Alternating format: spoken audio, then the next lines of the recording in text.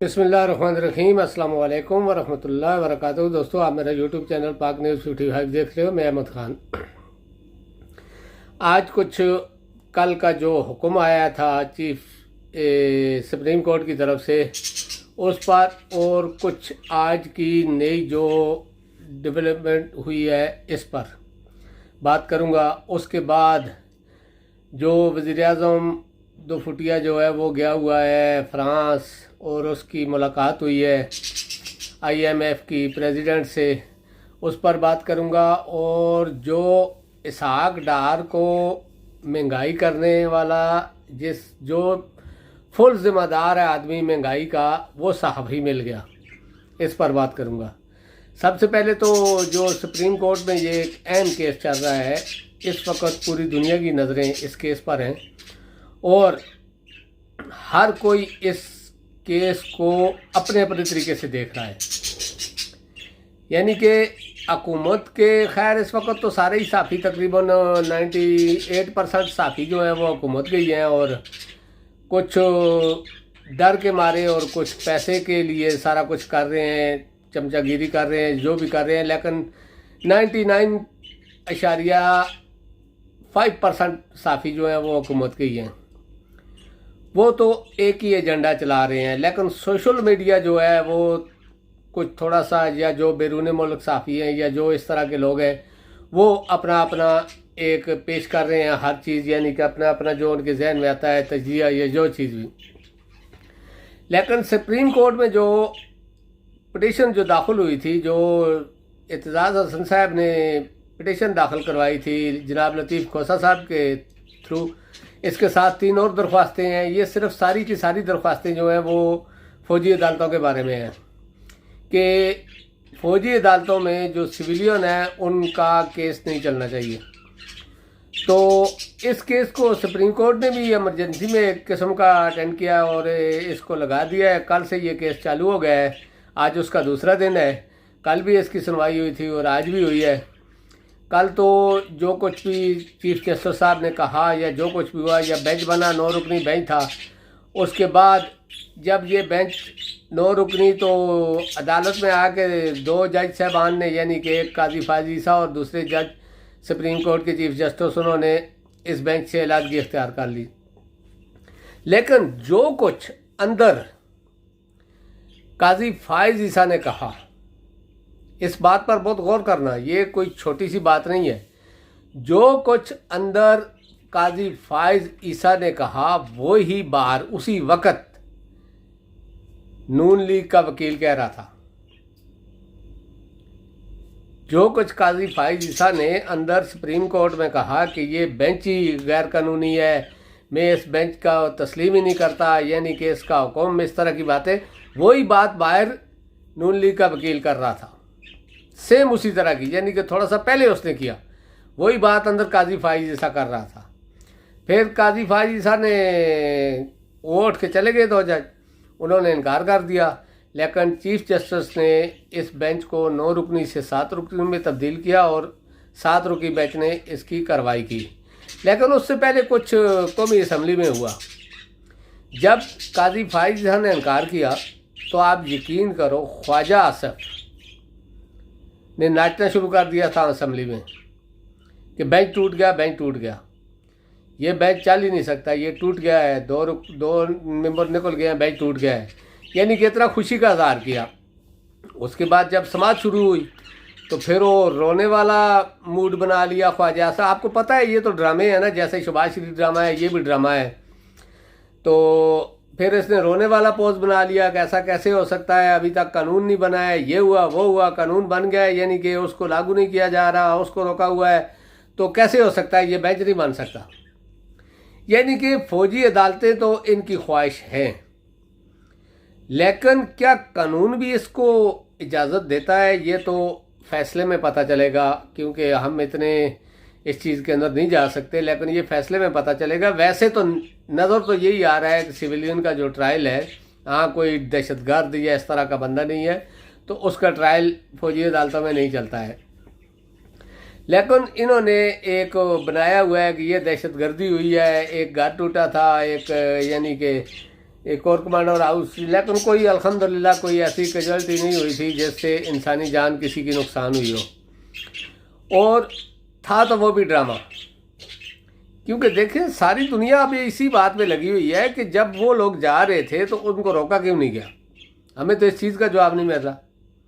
फिर जो core commander conference हुई है 2-3 बार, उसमें वाज़ेह अल्फाज में ये कहा गया कि हमें पता है, हमने सारे सबूत इकट्ठे कर लिए, हमारे पास पक्के सबूत हैं।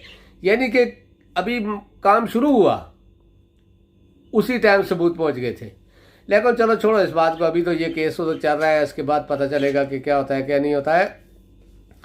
मेरा कहने का ये मकसद है कि चीफ जस्टिस ने तो अभी तक खड़े हो गए हैं, लेकिन मुझे लग ऐसा ही रहा है कि जैसे जो 2 सूबों का इलेक्शन था ऐसा ही होगा।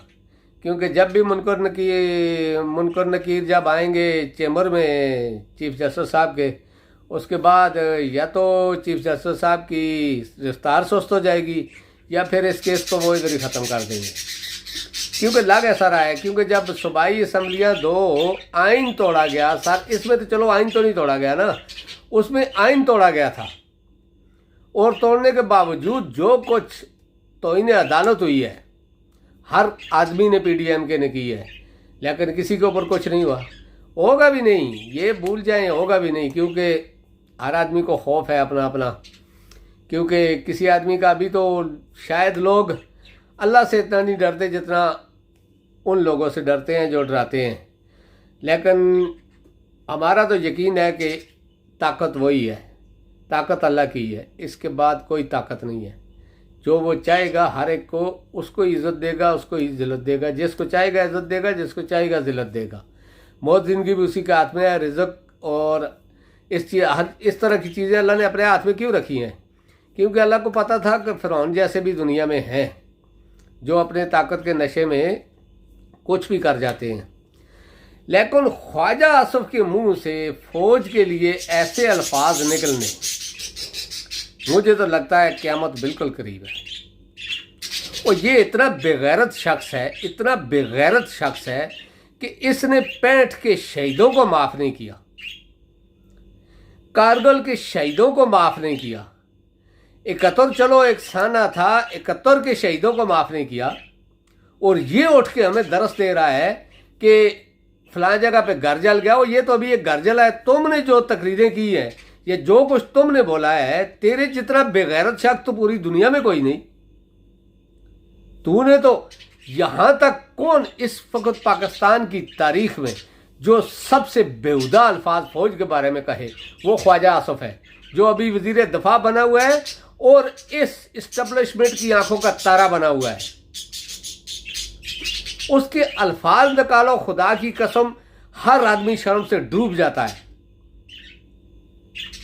और अय्याज सादक, चलो दूसरों को छोड़ो, दूसरों को मैं पीछे रखता हूं, लेकिन इन दोनों की जो बातें थी ना, ये बातें काटती हैं हमें। लेकिन आज वो सर आंखों पर है। अभी पीछे इसकी वजह क्या है ये तो अभी पता तो सारी दुनिया को है, लेकिन अभी कोई करेगा नहीं। लेकिन जो कुछ ख्वाजा ने कहा और जो कुछ आज कह रहा है, मैं अभी क्या कहूँ इस इस्टेब्लिशमेंट को या इन लोगों को जो अब इनके पीछे चल रहे हैं, सर झुकाकर इनको सलूट मार रहे हैं और ख्वाजा आसिफ जैसे आदमी को सलूट मार रहे हैं, जिसने पाकिस्तान की हर जंग को हराया है हमें बोल कर। आपको पता है कि इंडिया के चैनलों पे उस टाइम पे ये क्या खबरें चल रही थी जब ख्वाजा आसिफ का बयान आया था या सादक का।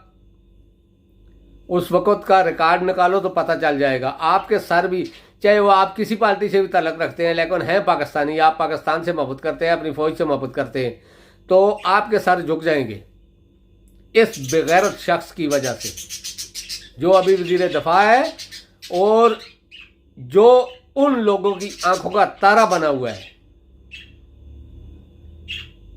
जो लोग इसको अपने सर पर बैठा रहे हैं ना, अभी उनके बारे में मैं कुछ नहीं कहूँगा, लेकिन हर एक को पता है कि उनके बारे में लोग क्या कह रहे हैं। क्योंकि जो ख्वाजा आसिफ जैसे शख्स तो सलूट कर सकते हैं, वो कुछ भी कर सकते हैं, बस इसके आगे हद ही है। तो दोस्तों अब ज़रा आता हूँ मैं, क्या नाम है उसका अपना, वो डार साहब को वो आदमी मिल गया जिसने पाकिस्तान में महंगाई करवा दी।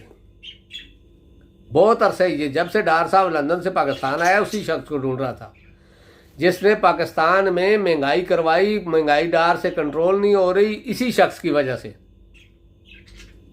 जिस शख्स ने कल डार से सवाल पूछा कि महंगाई की वजह बताओ, तो डार ने उसको थप्पड़ मारे, अपने गार्ड से भी मरवाया और थप्पड़ मारे कि तुमने महंगाई तुमने की हुई है, तेरी वजह से हुई है।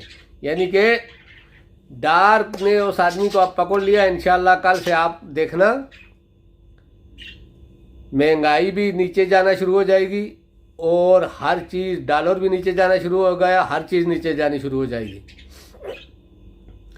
और डार साहब वो किसी और तवज्जो दे, हमें पता है तू अंदर से तो पागल हो गया है, तेरे से कंट्रोल हो कुछ नहीं रहा है, लेकिन तेरे को इन्होंने बहुत बड़ा फन खान बनाया हुआ था।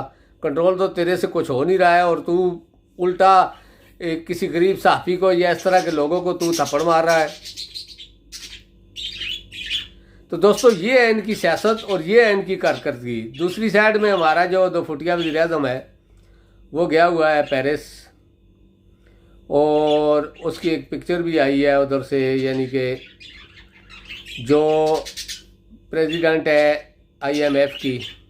लगता नहीं है कि ये उनके पाँव भी पकड़ेंगे, ये तो हम जानते हैं, इसने तो पाँव भी पकड़े हुए हैं, क्योंकि लगता नहीं है ऐसा कि इनको कोई पैसा मिलेगा, क्योंकि लोग इन पर ट्रस्ट नहीं करते।